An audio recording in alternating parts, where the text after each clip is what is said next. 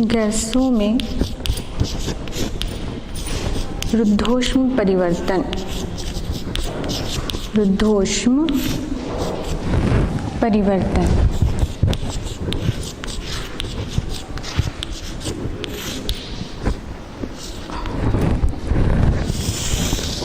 गैसों में रुद्धोष्म परिवर्तन में किए गए कार्य की गणना करनी है।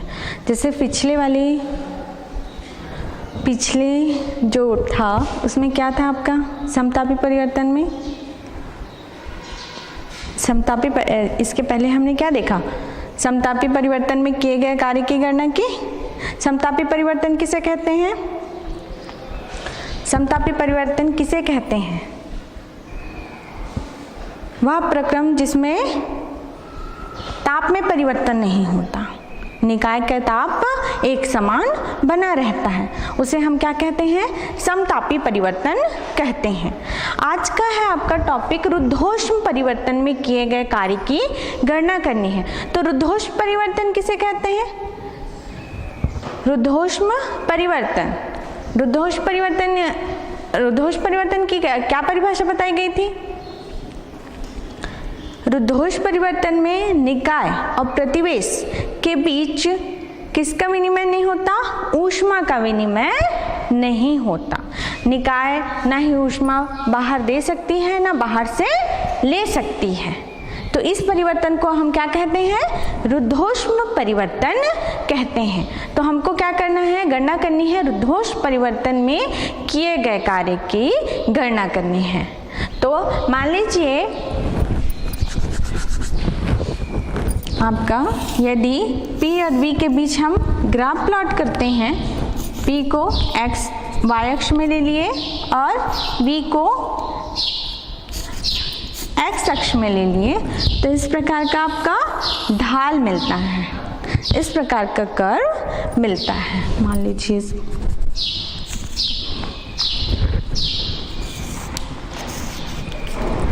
इस प्रकार का आपका कर्व मिलेगा। मान लीजिए 2 पॉइंट है A और B। इस स्थिति में रुद्धोष्म परिवर्तन में ऊष्मा का विनिमय नहीं होता है, अतः इसके लिए सूत्र लागू होता है आपका सूत्र PV gamma equal to K, जहाँ पर गामा जो है, गामा बराबर होता है Cp अपान Cv। गामा क्या है? Cp अपान Cv। Cp क्या है? यहाँ पर स्थिर दाब पर गैस की विशिष्ट ऊष्मा, और Cv क्या है? स्थिर आयतन पर गैस की विशिष्ट ऊष्मा। तो गामा क्या हो गया आपका? दोनों विशिष्ट ऊष्माओं का अनुपात, ये क्या है? गामा है। तो PV gamma equal to K होता है। इसको दे दो इक्वेशन 1। माना कि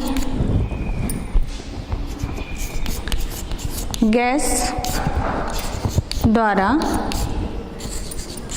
किए गए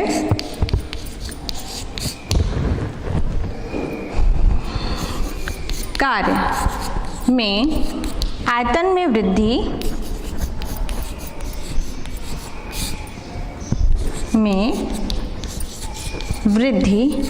V1 से V2 होती है, अतः आयतन वृद्धि में किए गए कार्य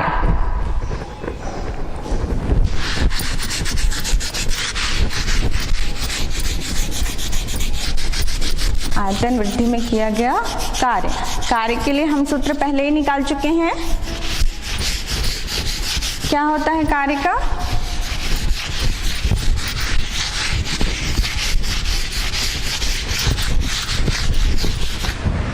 कार्य W इक्वल टू आपका आयतन कहाँ से कहाँ परिवर्तित हो रहा है?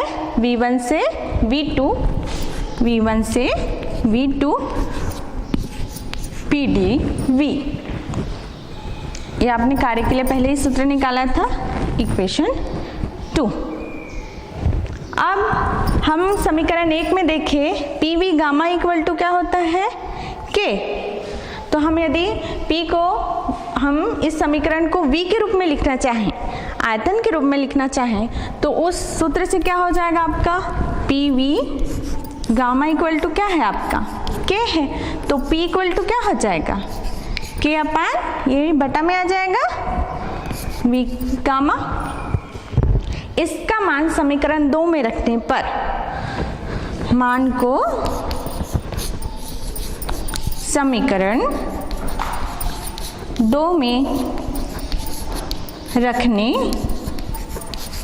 पर क्या हो जाएगा, समीकरण 2 में रखोगे तो W इक्वल टू V1 से V2 लिमिट, और P के जगह क्या आ जाएगा आपका K अपान गामा V की power gamma dV।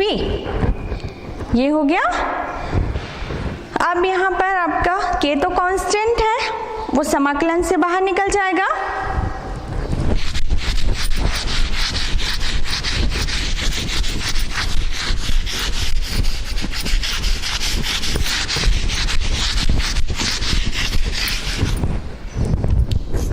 W equal to के बाहर निकल गया, अंदर क्या बचा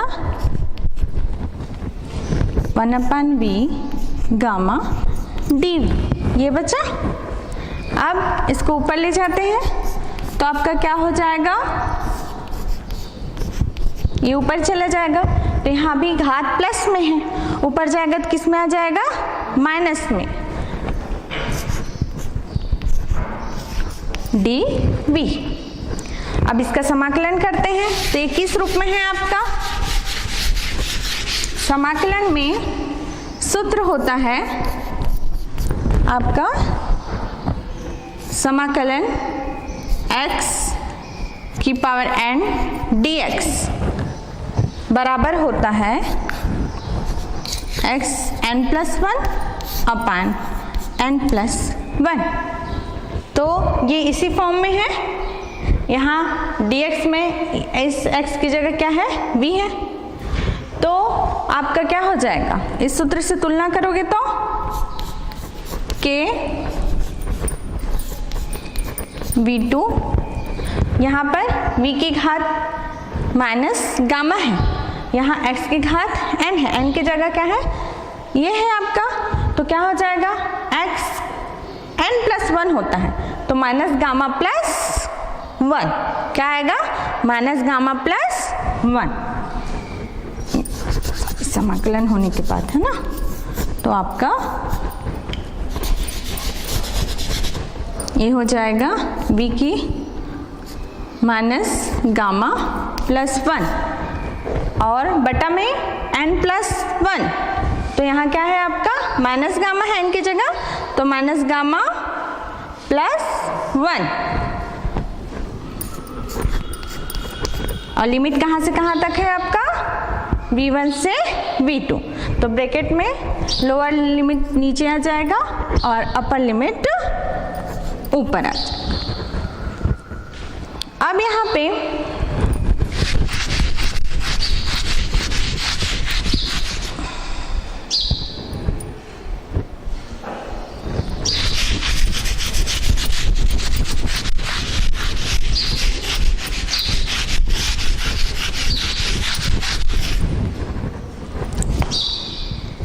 W इक्वल टू K, इसको बाहर निकाल दो, कांस्टेंट है, माइनस गामा प्लस 1 या 1 माइनस गामा, एक ही मतलब है 1 माइनस गामा, अंदर क्या बचा आपका V minus gamma plus 1 limit v1 से v2।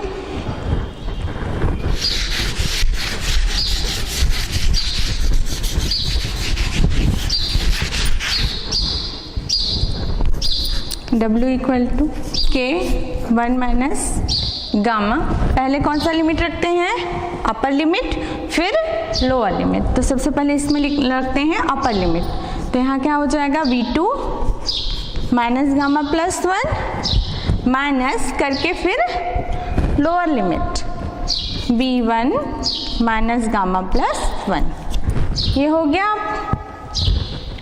अब यहाँ पर के क्या है, हमने सूत्र में देखा था P v की घात गामा इक्वल टू क्या होता है के। उसका मतलब क्या है, मतलब उनका गुणनफल हमेशा क्या आएगा, कांस्टेंट, चाहे पहले की स्थिति हो या बाद की स्थिति हो, कोई भी स्थिति ले लो, लेकिन दोनों का गुणनफल हमेशा किसके बराबर आएगा, के बराबर आएगा। अतः उसी सूत्र से देख लेते हैं। पहले आपका दिया है पीवी गामा इक्वल टू के, ये दिया है, तो इसका मतलब क्या है, अगर प्रारंभिक स्थिति दाब की P1 और आयतन की V1 है गामा, तो ये किसके बराबर होगा, मान लीजिए बाद की स्थिति दाब की P2 और आयतन V2 गामा, तो ये सभी किसके बराबर होंगे, के। मतलब हमेशा इन दोनों का गुणनफल जो है हमेशा एक कांस्टेंट के बराबर आएगा, ये है। तो इसका मतलब हम के की जगह ये भी रख सकते हैं और ये भी रख सकते हैं, ये क्योंकि दोनों बराबर है ना, तो आप चाहे ये रखो चाहे, तो सिचुएशन के अनुसार आप चेंज कर सकते हो, जो रखना है आप रख सकते हो इसमें। तो आप जैसे यहाँ पर आपका क्या है V2, पहले के का अंदर गुणा कर देंगे यहाँ पे, तो क्या आ जाएगा W equal to 1/1 minus gamma के V2 minus gamma plus 1 minus के V1 माइनस गामा प्लस 1।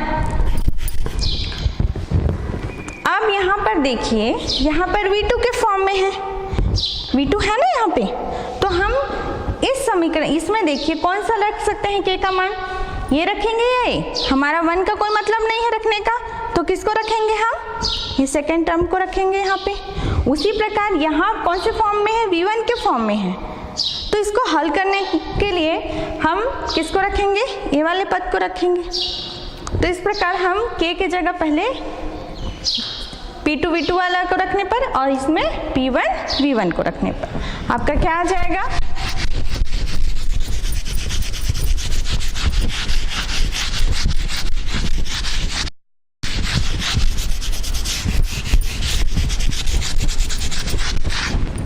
क्या होगा यहाँ पर W equal to 1/1 minus gamma, यहाँ पर के की जगह क्या आ जाएगा, यहाँ पर P2 V2 गामा, और ये क्या है V2 माइनस गामा प्लस 1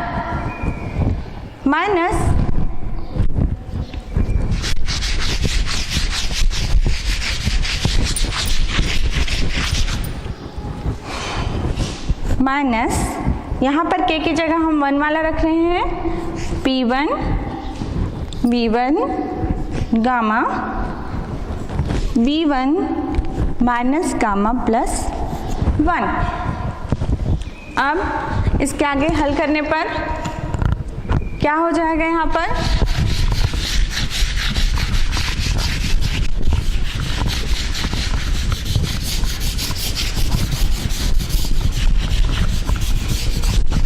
क्या होगा, कौन कौन से टर्म कट रहे हैं, क्या होगा यहाँ पर देखिए, यहाँ पर P2 है, V2 गामा है, और यहाँ क्या है V2 माइनस गामा है प्लस 1 है आपका। तो यहाँ पर ये आधार समान है, आधार समान हो तो घातें क्या होती हैं, आधार समान हो तो घातें क्या होती है, जुड़ती है ना। तो आपका आधार यहाँ V2 है, इसका भी V2 है, तो घातें क्या हो जाएंगी, जुड़ जाएंगी।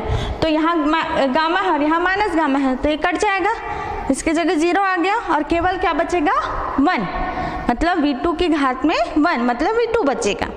तो यहाँ पर क्या बचा, यहाँ P2 और यहाँ पर V2 बचा। अब यहाँ पर फिर वही, यहाँ पर भी देखिए आधार समान है तो घातें क्या होंगी, जुड़ेंगी। तो यहाँ गामा है माइनस गामा, ये दोनों कैंसिल हो गए, बच्चा केवल 1, तो आपका क्या बच्चा, मतलब केवल v1 बच्चा। अब अगर इसको सामने और इसको बाद में लिखना चाहें तो यहाँ से माइनस कॉमन निकाल सकते हैं, तो क्या हो जाएगा आपके यहाँ पर गामा -1 हो जाएगा। पहले क्या था, 1 माइनस गामा था, माइनस कॉमन निकल के तो गामा -1, तो यहाँ क्या हो जाएगा, अब ये पहले हो जाएगा और ये बाद में, तो P1 V1 minus P2 V2, equation 2। अब हम गैस समीकरण से तुलना करते हैं। गैस समीकरण क्या होता है आपका, गैस समीकरण PV इक्वल टू क्या होता है आपका, RT होता है, तो P1 V1 इक्वल टू क्या हो जाएगा, RT1 हो जाएगा। उसी प्रकार P2 V2 इक्वल टू क्या हो जाएगा, RT2। तो आपका समीकरण 2 में P1 V1 की जगह क्या रख सकते हैं, हम RT1 रख सकते हैं, और P2 V2 की जगह हम रख सकते हैं RT2 रख सकते हैं। तो आपका क्या हो जाएगा यहाँ समीकरण में,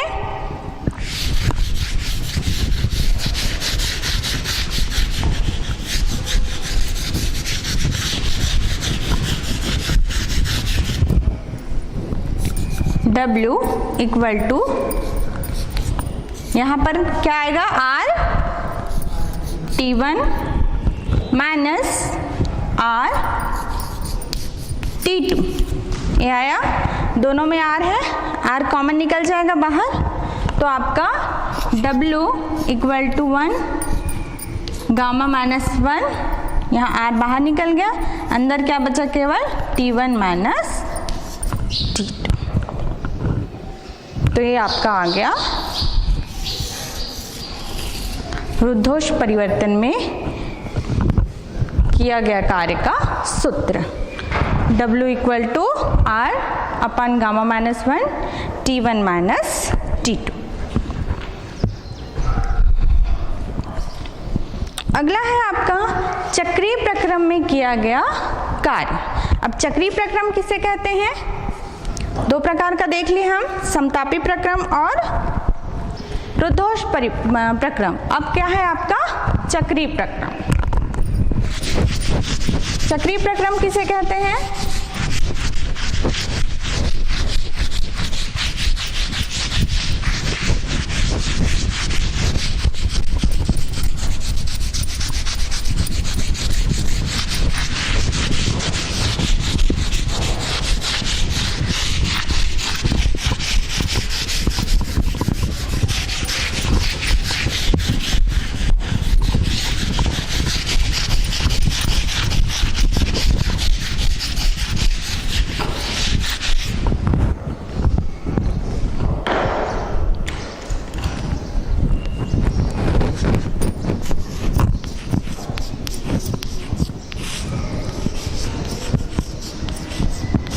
चक्रीय प्रक्रम। चक्रीय प्रक्रम में क्या होता है, वह प्रक्रम जो विभिन्न अवस्थाओं से गुजरते हुए अपनी प्रारंभिक अवस्था में पुनः लौट जाता है, ऐसा प्रक्रम क्या कहलाता है, आपका चक्रीय प्रक्रम कहलाता है। जैसे कि चक्रीय प्रक्रम किस प्रकार से देख सकते हैं, जैसे बर्फ किस में, कौन सी अवस्था में चला गया, द्रव अवस्था में, फिर से यदि द्रव को फिर से बर्फ बना दे तो पुनः अपनी प्रारंभिक अवस्था में लौट आया, बर्फ से द्रव, द्रव से फिर बर्फ, तो ये क्या प्रक्रम हुआ, कौन सा प्रक्रम हुआ आपका, चक्रीय प्रक्रम कहलाता है। मतलब पुनः अपनी प्रारंभिक अवस्था में लौट आना, यह आपका चक्रीय प्रक्रम कहलाता है। चक्रीय प्रक्रम में एक बात ध्यान देने के लिए है कि इसमें ये पथ पर निर्भर करता है इसका मान, इसमें जो भी किया गया कार्य है वो किस पर डिपेंड करता है, उस पर जिस पथ का उसने अनुसरण किया है उस पथ पर डिपेंड करता है। प्रारंभिक और अंतिम अवस्थाओं पर तो निर्भर करता ही है, साथ साथ किस पर डिपेंड करता है, वो पथ पर, कि उसका पथ किस प्रकार का है। तो मान लीजिए हम चक्रीय प्रक्रम का यदि ग्राफ प्लॉट करें तो आपका किस प्रकार का आएगा?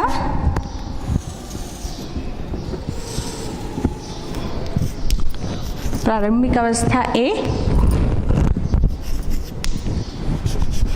B। तो ये कौन से पद का पहले अनुसरण कर रहा है? इस पद का। मान लीजिए बिंदु C है, तो कहाँ से गया? A C B, इस पद का अनुसरण करते हुए कौन सी अवस्था में गया? B की अवस्था में गया। उसके बाद पुनः B D A, इस पद का अनुसरण करके वो अपनी प्रारंभिक अवस्था में लौट गया, है ना। तो इसका बिंदुओं को हम मिला देते हैं, तो इस प्रकार का बंद वक्र आपको मिलेगा। तो चक्रीय प्रक्रम में किया गया कार्य,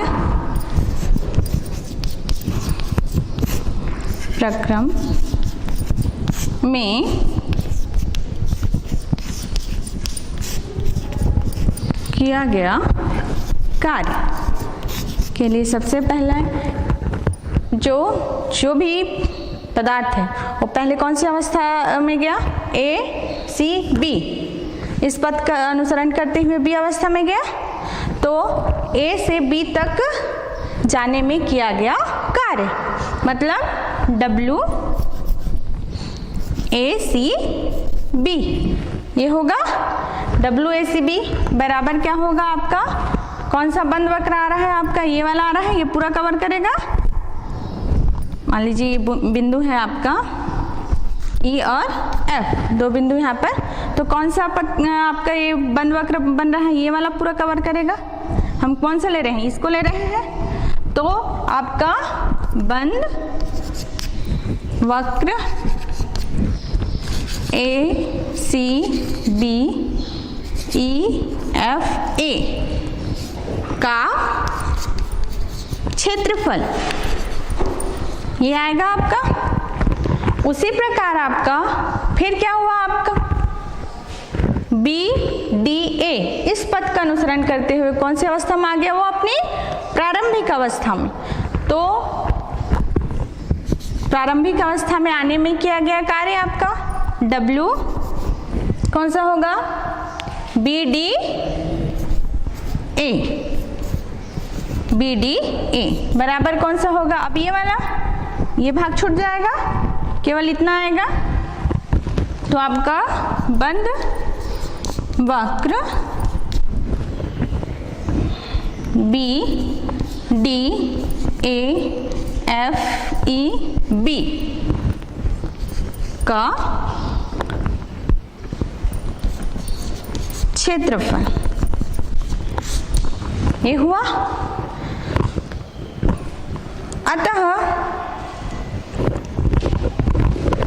अतः कुल कार्य कितना हो जाएगा आपका?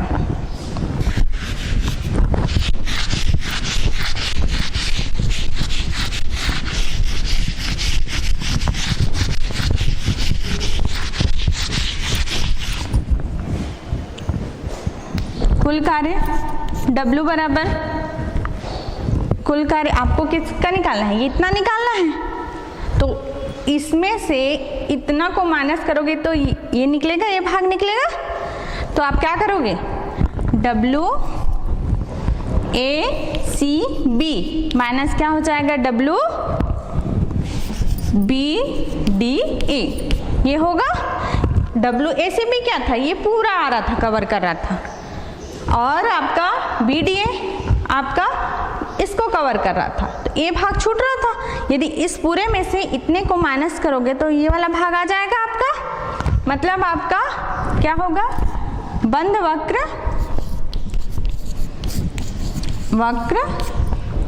A C B D A द्वारा घिरा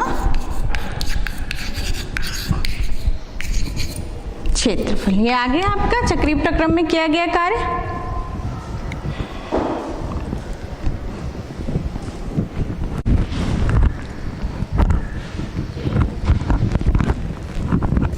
ते हो गया आपका बंद वक्र ACBDA में किया गया कार्य।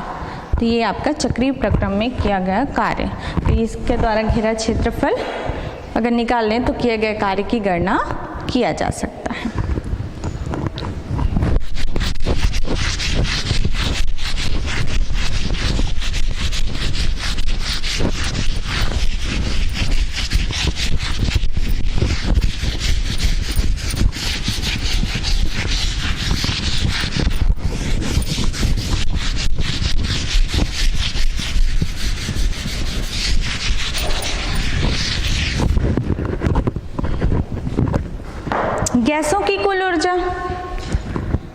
गैसों की कुल ऊर्जा पहले ही बताया जा चुका है। गैसों की कुल ऊर्जा आपका क्या होगा, जैसे कोई भी गैस है उसके जो कण है अनियमित गति करते रहते हैं तो उसमें क्या होती है, गतिज ऊर्जा होती है। साथ साथ वो क्या होते हैं, दूसरे अणुओं के द्वारा कौन से बल लगाते हैं, एक दूसरे पर आकर्षण बल लगता है। मतलब उनमें कौन सी ऊर्जा होती है, आकर्षण बल के कारण। आकर्षण बल के कारण कौन सी ऊर्जा होती है, स्थितिज ऊर्जा। तो दो प्रकार की ऊर्जा हुई, एक तो आपकी गतिज ऊर्जा और दूसरी आपकी स्थितिज ऊर्जा। इन ऊर्जाओं का योग ही आपका क्या कहलाता है, गैस की कुल ऊर्जा। स्थितिज ऊर्जा प्लस गतिज ऊर्जा। तो आपका कुल ऊर्जा यदि U हो तो U इक्वल टू क्या हो जाएगा आपका, काइनेटिक एनर्जी गतिज ऊर्जा प्लस आपका पोटेंशियल एनर्जी स्थितिज ऊर्जा। तो इन दोनों का योगफल होता है आपका गैस का कुल ऊर्जा। लेकिन आदर्श गैस के लिए ये नहीं होता। आदर्श गैस में क्या माना गया है आपका, गैसों के अणुगति सिद्धांत के अनुसार गैस के अणुओं के बीच कोई आकर्षण बल कार्य नहीं करता। अतः आकर्षण बल कार्य नहीं कर रहा है तो जाहिर सी बात है आपकी स्थितिज ऊर्जा क्या हो जाएगी। स्थितिज ऊर्जा का मतलब ही आकर्षण बल में किया गया कार्य, वो आपका क्या कहलाता है, स्थितिज ऊर्जा। जब आकर्षण बल ही नहीं लग रहा है तो स्थितिज ऊर्जा का मान क्या हो गया, शून्य हो गया। तो आदर्श गैस के लिए क्या हो जाएगा, केवल जो कुल ऊर्जा का योग है वो किसके बराबर होगा, उसके गतिज ऊर्जा के बराबर ही होगा। तो U ये किसके लिए, आदर्श गैस के लिए। तो दो इसी को क्या कहते हैं हम, गैस की कुल ऊर्जा। अगला पॉइंट है आपका ऊष्मागतिकी का शून्यवां नियम। ऊष्मागतिकी का शून्यवां नियम या इसी को कहते हैं शून्य कोटि का नियम।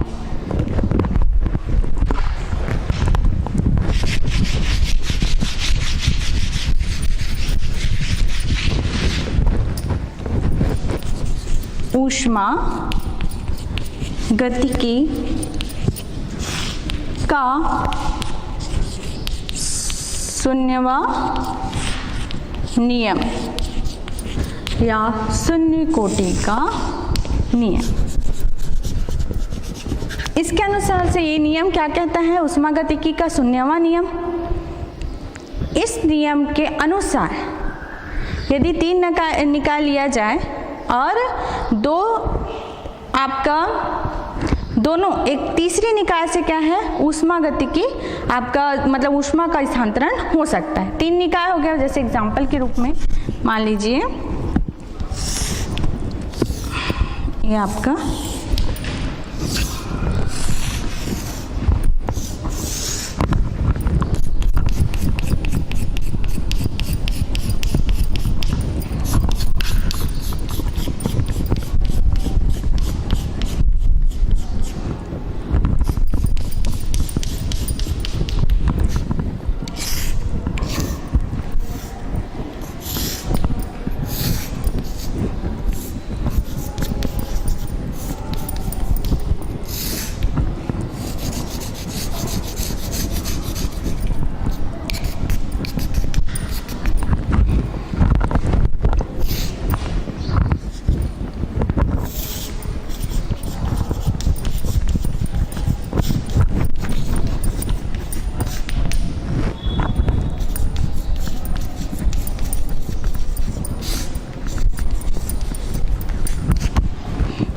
जैसे मान लीजिए आपके पास 3 निकाय हैं C, A और B। A और B एक दूसरे से रुद्धोष्म दीवार द्वारा अलग किए गए हैं। मतलब रुद्धोष्म दीवार मतलब यहाँ पर ऊष्मा का स्थानांतरण नहीं हो सकता। तीसरा जो है आपका निकाय C, वो इन दोनों से कैसे कनेक्ट है, सूचालक दीवार। सूचालक दीवार मतलब ऊष्मा का आदान प्रदान हो सकता है। मतलब आपका ये C के साथ कनेक्ट है और B भी C के साथ कनेक्ट है। तो ये देखा गया है कि कुछ समय पश्चात क्या हो जाता है, ऊष्मा का स्थानांतरण कब तक होता है, जब तक ताप ताप एक समान ना हो जाए। तो ये देखा गया है कि जब ये और ये कनेक्ट है और ये बी और सी और ए और सी, तो ये दोनों भी अपने आप ऊष्मीय संतुलन में आ जाते हैं। मतलब ऊष्मा का स्थानांतरण तो केवल ए से सी और बी से सी में हो रहा है, लेकिन कुछ समय पश्चात ये देखा गया है कि जो ऊष्मीय संतुलन है ये तीनों के बीच कायम हो जाता है, ए सी और बी के बीच, जबकि ए और बी एक दूसरे से कनेक्ट नहीं है। यही आपका क्या है, ऊष्मागतिकी का शून्यवां नियम है कि यदि दो निकाय तीसरे निकाय के साथ ऊष्मीय संतुलन में हैं तो आपस में भी क्या हो जाते हैं, ऊष्मीय संतुलन में आ जाते हैं, या दोनों के बीच ऊष्मीय संतुलन स्थापित हो जाता है। ये आपका क्या कहलाता है, शून्य कोटि का नियम या ऊष्मागतिकी का शून्यवां नियम कहलाता है। इसको यदि चेक करना चाहें तो इस दीवार को हम चेंज कर सकते हैं। जैसे अभी ये रुद्धोष्म दीवार इनके बीच लगी थी, तो यदि हम चेक करना चाहें कि वाकई में इसमें ऊष्मीय संतुलन होता है कि नहीं, तो इसके लिए यदि हम इसको क्या कर दें, चेंज कर दें।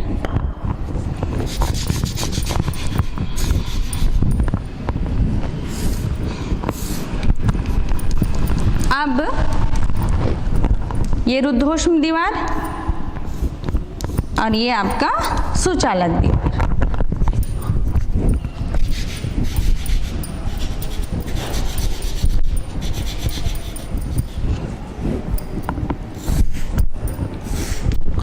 ये चेंज कर दिया हमने, तो भी देखा गया है कि ये आपस में ऊष्मीय संतुलन में रहते ही हैं, कोई परिवर्तन नहीं होता। मतलब ये है कि ये आपस में क्या है, संतुलन स्थापित कर लेते हैं। यही आपका नियम है, शून्य कोटि का नियम। इसको शून्यवां नियम कहा गया है।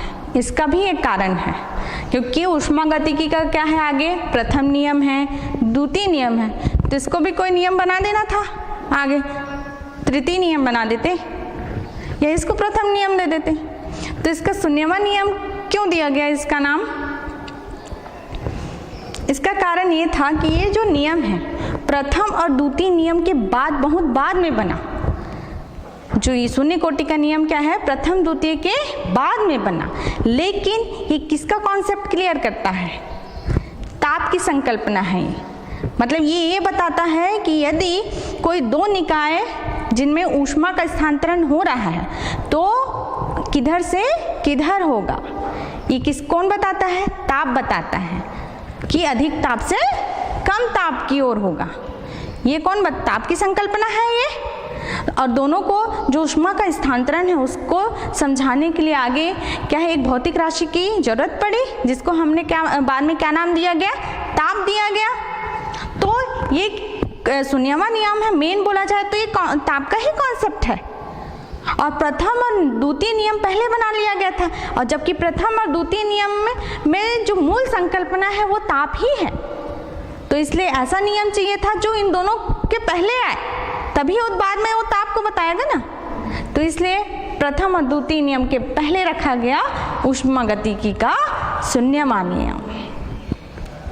तो ये हो गया आपका शून्यवां। ठीक, अब इसके बाद आएगा ऊष्मागतिकी का प्रथम नियम।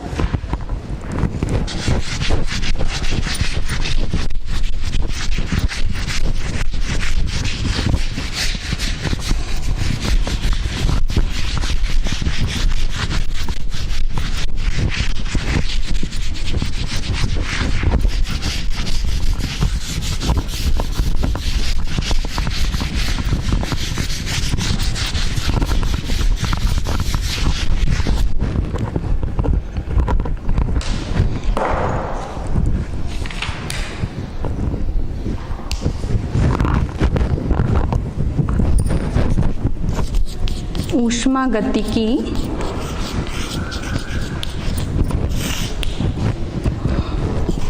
का प्रथम नियम। ऊष्मागतिकी का प्रथम नियम। अभी प्रथम नियम क्या कहता है, जैसे कोई निकाय है, एक निकाय ले लिए, उसके द्वारा किया गया कार्य या उस पर किया गया कार्य, वो किस पर डिपेंड करते हैं? लिए गए ऊष्मा पर डिपेंड करता है। मतलब यदि कोई निकाय कार्य कर रहा है और कार्य करने के लिए क्या ले रहा है? आपका ऊष्मा ले रहा है, तो ऊष्मागतिकी का जो प्रथम नियम है वो क्या बताता है कि पूरी की पूरी जो ली गई ऊष्मा है वो कार्य में कन्वर्ट नहीं होती।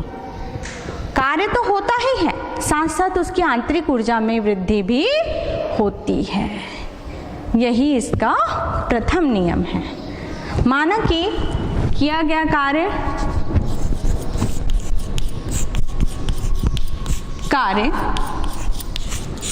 डेल W है,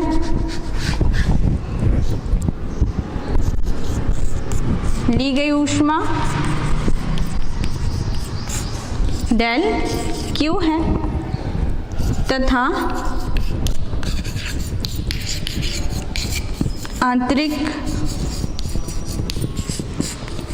ऊर्जा में वृद्धि डेल U है। तो प्रथम नियम के अनुसार क्या हो जाएगा? डेल Q किसके बराबर होगा?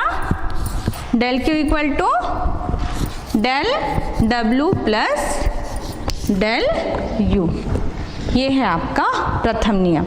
मतलब जो ली गई ऊष्मा, आपका ऊष्मा किसके बराबर होगा? आपका कार्य और आंतरिक ऊर्जा के योगफल के बराबर होता है। मतलब पूरा का पूरा कार्य में कन्वर्ट नहीं होता है, कार्य होने के साथ साथ उसकी आंतरिक ऊर्जा में भी वृद्धि होती है।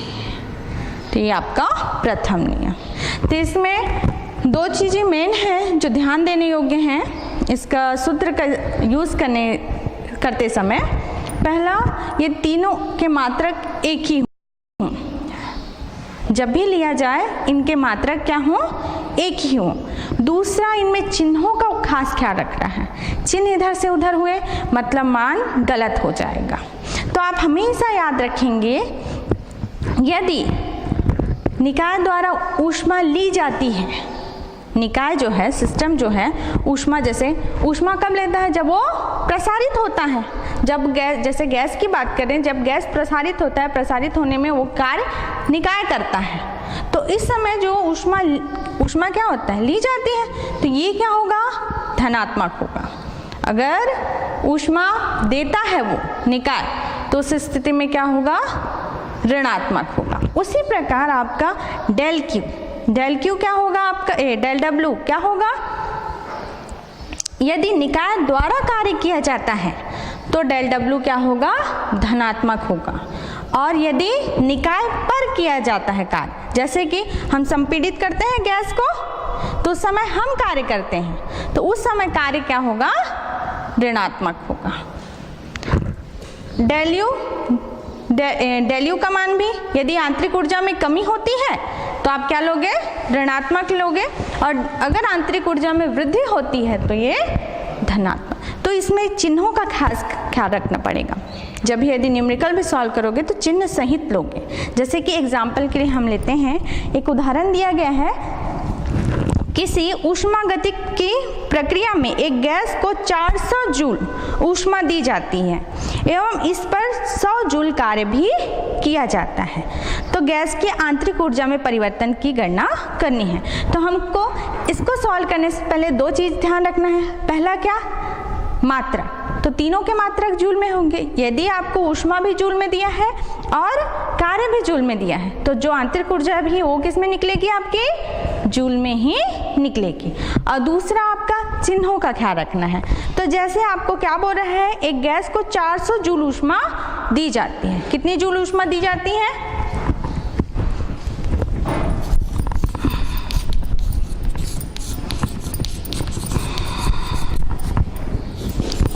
Del Q equal to 400 joule.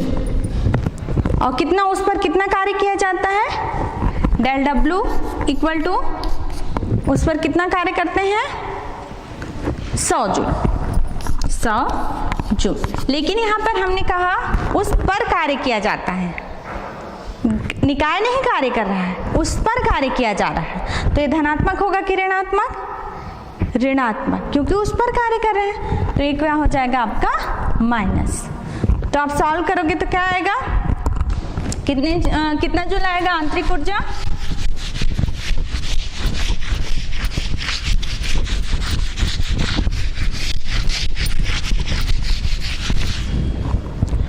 Del Q equal to क्या होता है आपका, del W plus del U. तो डेल यू इक्वल टू क्या हो जाएगा आपका, del Q minus del W. Del Q कितना दिया है आपका 400 माइनस, और ये कितना दिया है डेल डब्ल्यू 100, तो कितना हो गया आपका, यहाँ माइनस है ना, ये वाला माइनस, तो माइनस माइनस क्या हो गया प्लस, तो 400 और 100 500 जूल। तो आंतरिक ऊर्जा कितना हो गया आपका 500। तो ये हो गया, इसमें दोनों चीज़ों का उपयोग किया गया है, चिन्हों का भी और मात्रक का भी। अब इसका कुछ अनुप्रयोग देखते हैं। सभी प्रक्रम में आपका ऊष्मागतिकी का प्रथम नियम किस प्रकार लागू होता है। तो सबसे पहले देखते हैं चक्रीय प्रक्रम।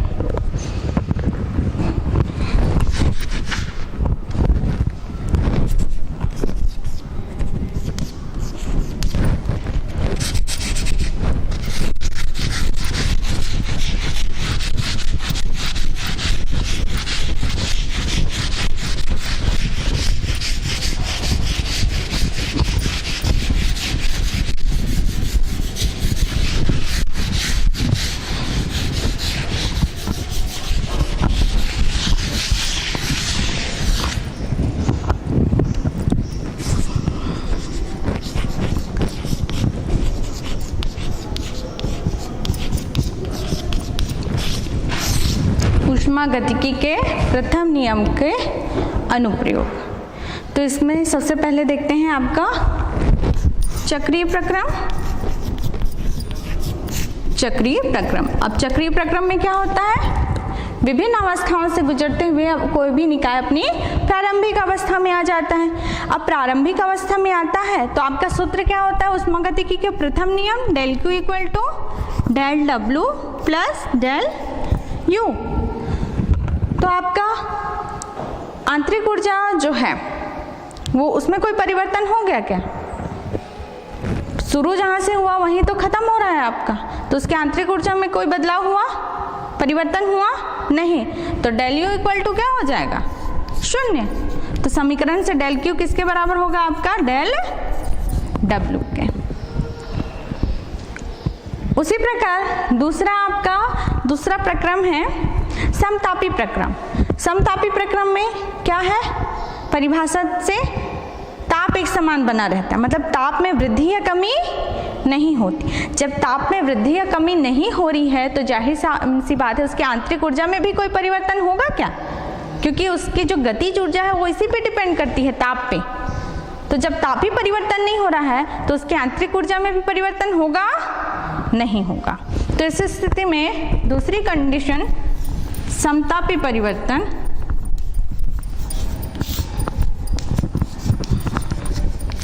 समतापी परिवर्तन में भी क्या होगा आपका डेल यू इक्वल टू 0, तो डेल क्यू इक्वल टू क्या हो जाएगा आपका डेल डब्ल्यू। तो ये हो गया आपका समतापी परिवर्तन। तो अभी आपने क्या क्या पढ़ा, रुद्धोष्म परिवर्तन में किया गया कार्य प्लस आपका ऊष्मागतिकी का शून्यवां नियम और ऊष्मागतिकी का प्रथम नियम। आगे इसके और एप्लीकेशन देखेंगे।